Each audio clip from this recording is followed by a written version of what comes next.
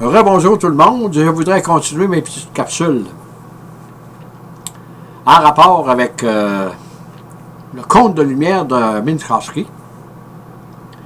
Et là, je vais vous parler du paradoxe des jumeaux de Langevin.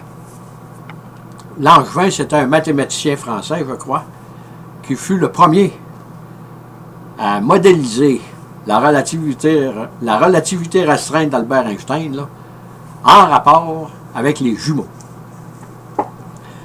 Et j'ai trouvé quelque chose en pensant à mon affaire, là, pour l'étirement du temps. Ça, mettons que c'est le temps sur la Terre.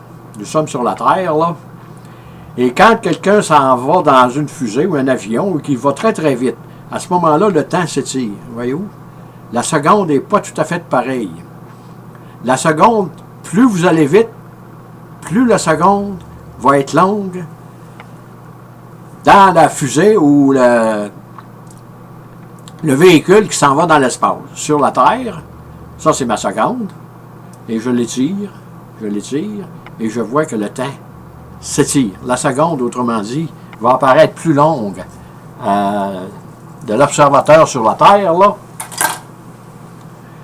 que l'astronaute en question. Et on peut dire un peu la même chose, là, si vous parlez de l'histoire des jumeaux.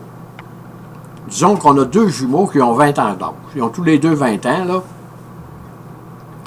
Et il y en a un qui décide d'aller faire un voyage dans une fusée, là, pour voyager dans les espaces intersidéraux, là. Et le voyage va durer 20 ans. Que se passe-t-il? À ce moment-là, c'est toujours le même principe.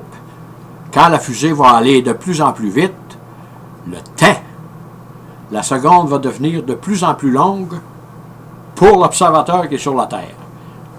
Le jumeau dans la fusée, il ne s'aperçoit pas de ça. Il check sa montre, puis tout est correct.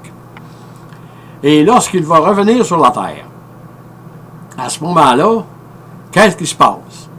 Les deux jumeaux qui étaient sur la Terre avaient 20 ans d'âge avant que cette expérience commence. Et un des deux jumeaux, disons le numéro 2, va s'en aller dans la fusée. Le voyage, disons, va durer une vingtaine d'années. Et lorsqu'ils vont revenir sur la Terre, quand les deux jumeaux vont se rencontrer, ils n'auront plus le même âge. Il y en a un, celui qui est resté sur la Terre, vu que le voyage a duré 20 ans, suivant notre échelle terrestre, il est resté sur la Terre, donc il a 40 ans. Et le jumeau qui a voyagé dans la fusée, le numéro 2, à ce moment-là, vu qu'il est allé très très vite, à ce moment-là, il a vieilli moins vite. Donc, il va arriver, quand ils vont se rencontrer lors de son retour sur Terre, ils n'auront plus le même âge. Le jumeau qui était sur la Terre, vu que le voyage a duré 20 ans, lui, il va avoir 40 ans d'âge. Mais le jumeau qui était dans la fusée, disons qu'il aura vieilli de 8 ans. Donc, il va avoir 28 ans d'âge. À ce moment-là, ils n'ont plus le même âge.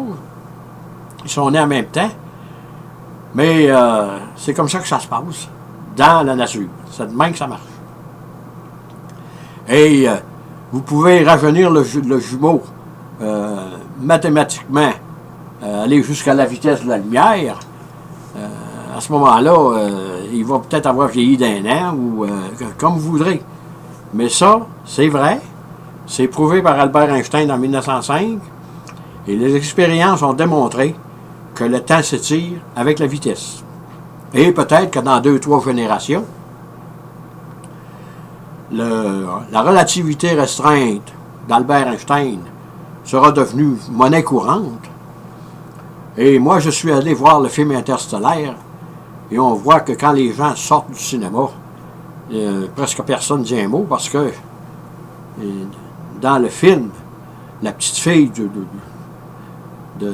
du héros du film pourrait être sa grand-mère lorsqu'il revient sur la Terre. Elle était très vieille, mais lui, il n'a presque pas vieilli. Et ça sera compris. La relativité restreinte sera descendue dans les mœurs de la population en général. Quand vous entendrez un petit gars qui est sur la galerie, un petit gars de 12-13 ans, et son petit copain passe en avant de la maison en courant à toute vitesse. Son petit copain qui est assis va peut-être lui crier « Va pas trop vite, parce que quand tu vas revenir, on va devoir ajuster nos montres. » Sur ce, je vous dis bonne écoute, merci et à la prochaine!